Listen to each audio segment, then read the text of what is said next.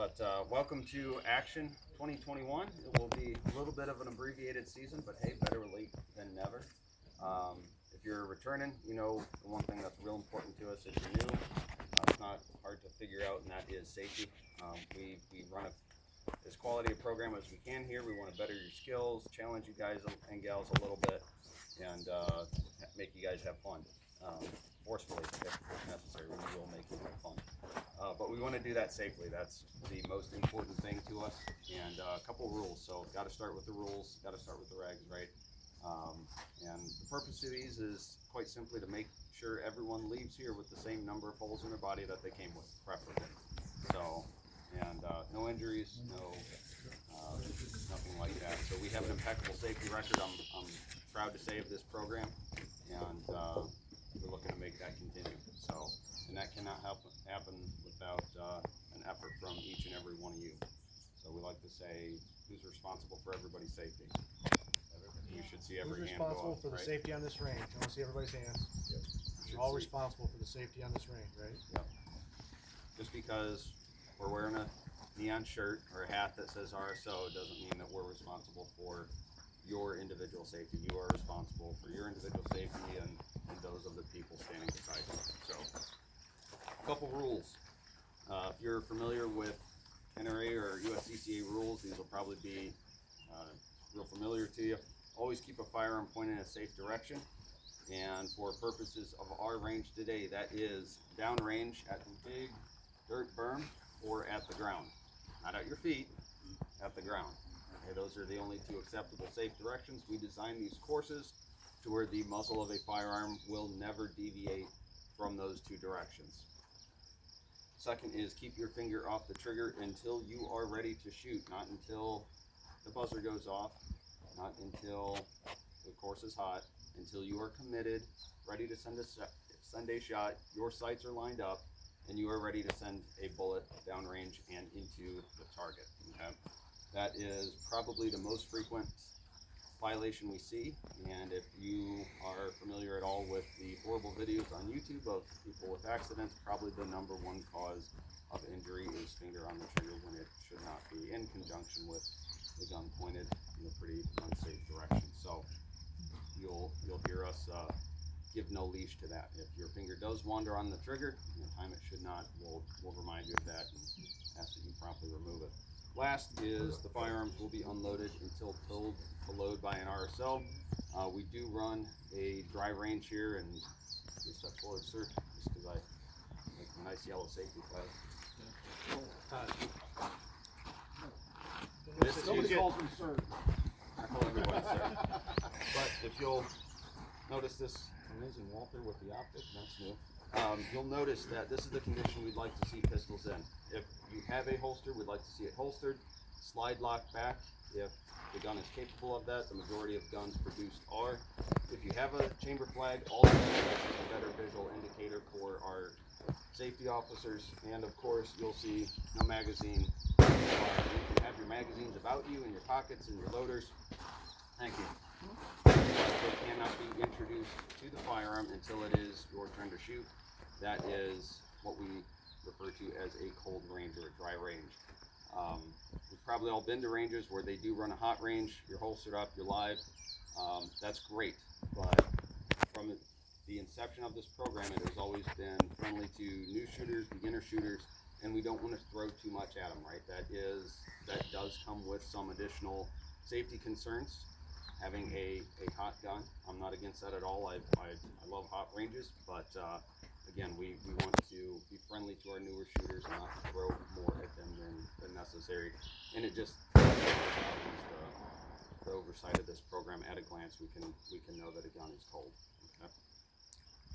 Some additional safety concerns, no less important. Proper eye and ear protection must be worn in front of those pylons driven into the parking lot. Your hearing and your sight, pretty hard if not impossible to replace, so we want to keep that. I see good appropriate eyewear from everyone today. Also want good appropriate earwear. Guns are loud and hearing does degrade over time, so we don't want that to happen here. Don't handle any firearm while behind the line without approval of an RSO.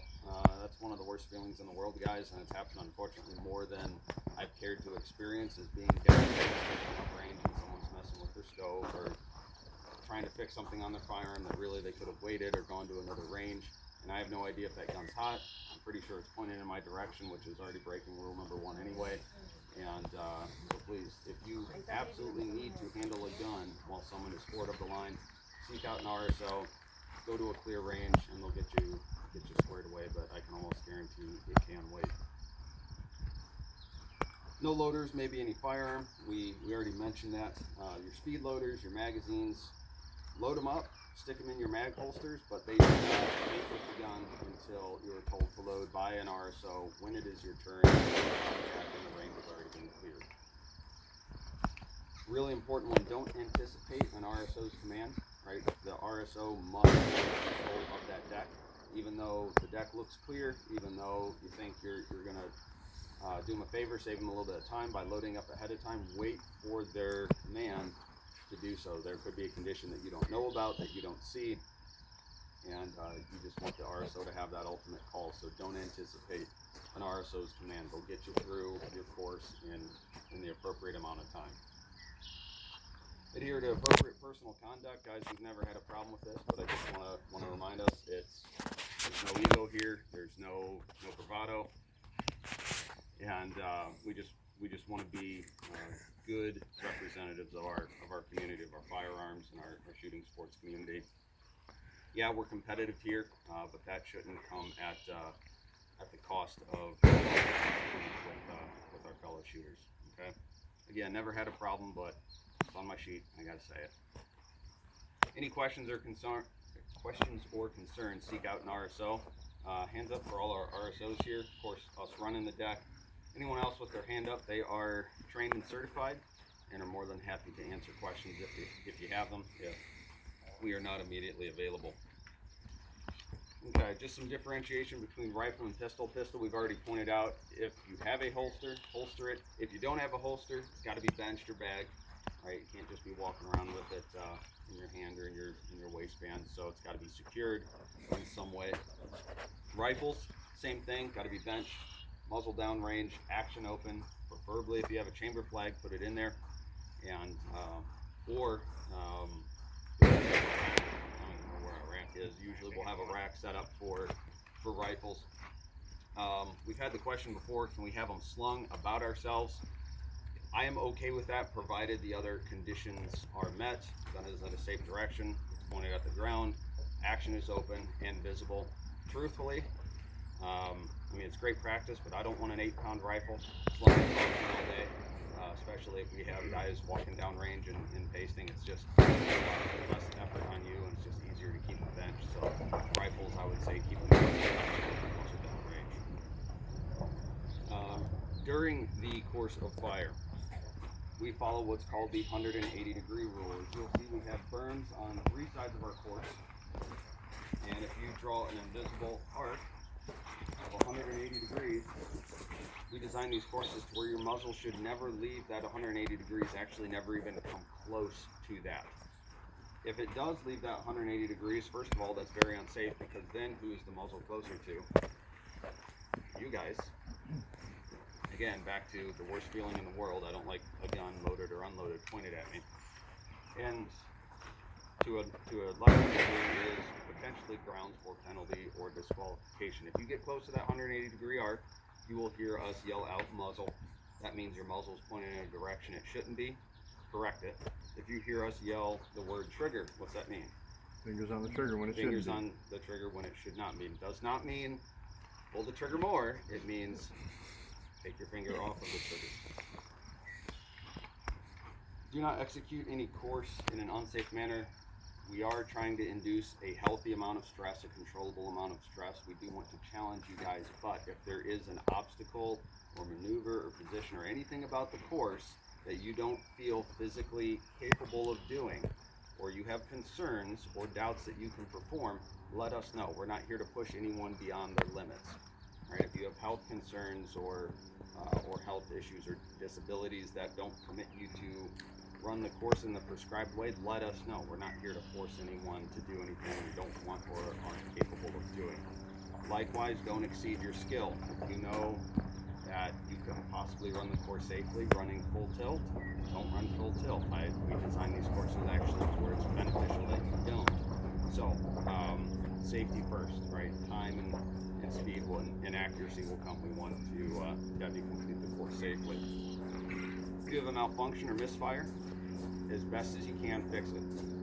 Okay? We're here to help, but we're not here to clear every malfunction for you. You still are under the clock. If you have a jam, if you have double feed, if you have a misfeed, something of that nature, fix it safely if you know how on the course. If you don't, that's why we're right there to help you. Critical malfunctions like squib loads or other really dangerous stuff, we'll call out and we'll stop you before it's serious. But if it's just a minor malfunction, fix it on the course. Okay? You still are under the clock. I'm trying to make it as realistic as possible.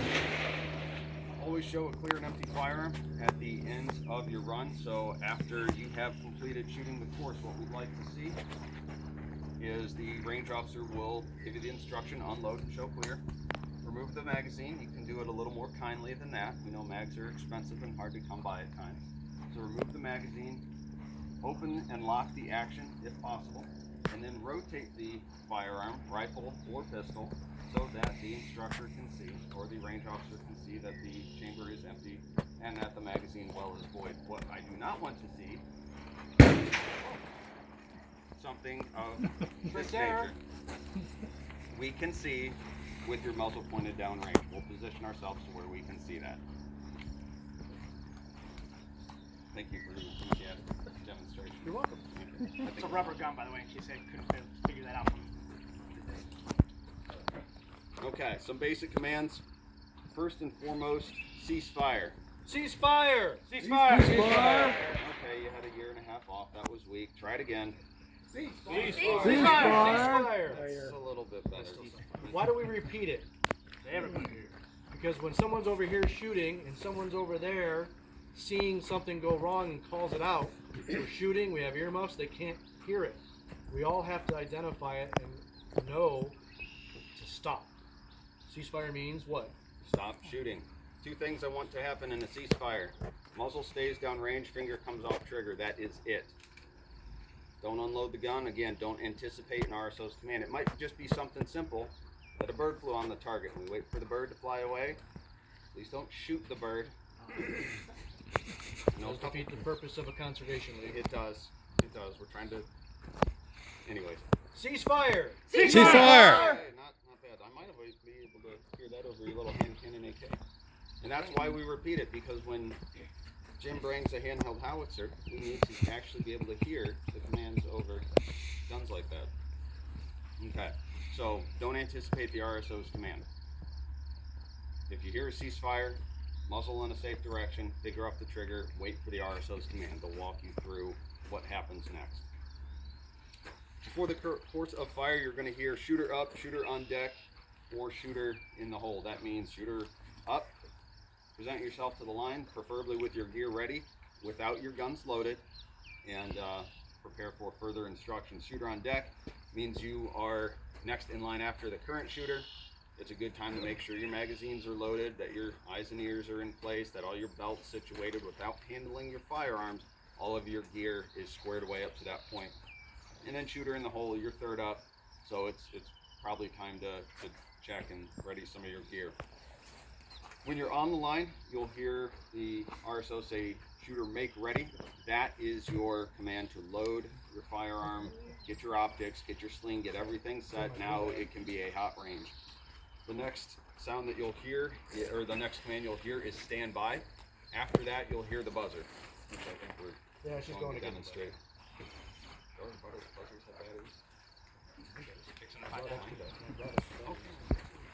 Better have batteries. Awkward. Yeah, it was almost as bad as Big Bang Theory. You need a laugh track. We do. That is the sound to indicate it is your go signal. It's time to begin the course of fire. You will not have another command to end the course of fire. That's on you. These record every shot that is taken. So from the time the buzzer goes off to the time it hears the last sound over 80 decibels, i.e. a gunshot, it will record those times. So it's up to you, the shooter, to determine when your course of fire is over. The RSO will of course know. We'll get to a certain point in the course and then I'll ask you to unload and show clear. During the course of fire, we've already talked about trigger, muzzle. We do utilize cover here, again, in a as realistic as safe and practical manner. And if you are not utilizing a piece of cover as prescribed by the court, we'll remind you to use that again. We want to keep it realistic, and cover is a part of practicing of firearm craft, of using a firearm. So if you are not using that, we'll remind you. If you continue not to use it, that's ground for a couple of points docked off your score. Again, we do want to be realistic. And at the very end, you'll hear range is safe, unload, show clear, and then range is cold. That is the signal for all of our lovely volunteers. Who's a volunteer here? Everybody. All of us. To come help reset the course, score, and pace targets after they have been documented on the clipboard. Unless you really don't like the person that ran, then you just cover it up beforehand so it looks like they missed completely. That's never happened before, so hypothetically. But we do appreciate the help of resetting the Once. Happened once. Make the day go by faster. It's less work for us out on the deck if you guys step forward and help. Follow the scorekeeper. Don't get ahead of the scorekeeper. And it gets you familiar with the course as well. And we won't let you forget it. Oh, someone else screwed. Okay, targets. Let's talk targets. Rifle deck first. They're steel. Basically hit or miss. You hear a ring, it was a hit. You don't hear a ring, it was a miss. So they're pretty on off. Pretty simple course today here on rifle. On pistol, we have, I can't remember if it's dipstick or PA or whatever they always. We have this target here with perforated dots that is frequently used in competitive shooting. IPSC. Okay. Knew someone knew the answer. USPSA. USPS. We were all wrong. From the top. But we have scoring zones. A is 0 points down, B is 1 point down, C is 2, and D is 3. These all equate to percentages of time added to your score. So let's say we have 10, 12 targets scattered across. What we do is we take your base time from the time the timer rang off to the time your last shot rang out. And we take that, say that's 30 seconds. Say we tally up all of the points accumulated on your target, say those equal up to 20 points. We multiply that by a time factor of half a second for each point.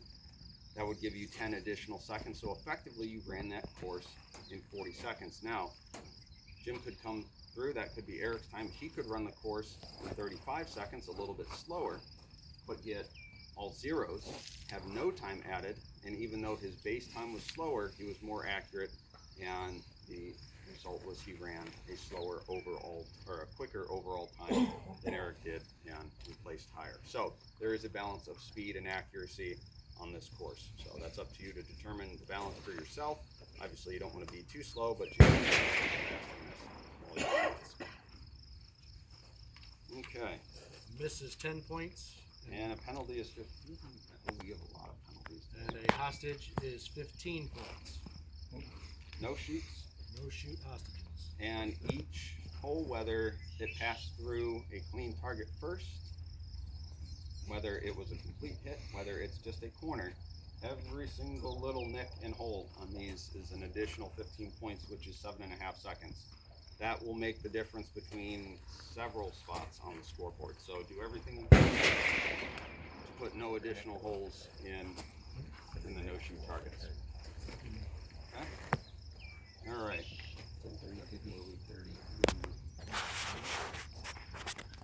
All right. Yes, we will. Yes. Okay. One final thing, guys, and this is an amazing group we have here. And through the years, I've had the privilege of working with some of the best people I've ever worked with, bar none. and so have my predecessors, Rob Parthmore and then Brian Westcott. And as of this year, this will be my last year running two-gun deck. I will be succeeded, I'm proud to say, by Jim Capel. He's accepted the passing of the torch, as it were. As we all know, life and other things just sometimes take precedence, and I don't want to have the reins of such an excellent program that I can't devote as much energy as is needed to that program. So Jim has agreed to take that and take the program to new and great things.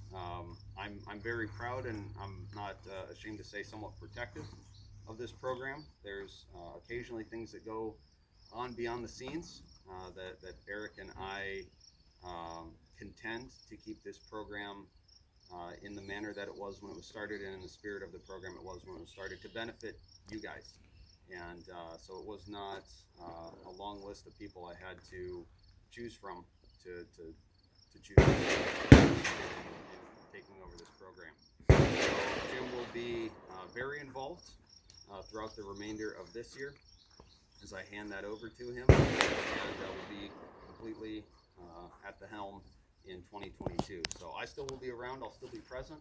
I'll probably be standing on this side of the safety briefing come 2022, so you can't get rid of me that easily. I love shooting too much, and but I want you guys all to give Jim the same respect and all the benefit you've given me, and of course a hard time, probably a harder time. You deserve it, you know, break them in right. But so Jim, thank you so much. Yay!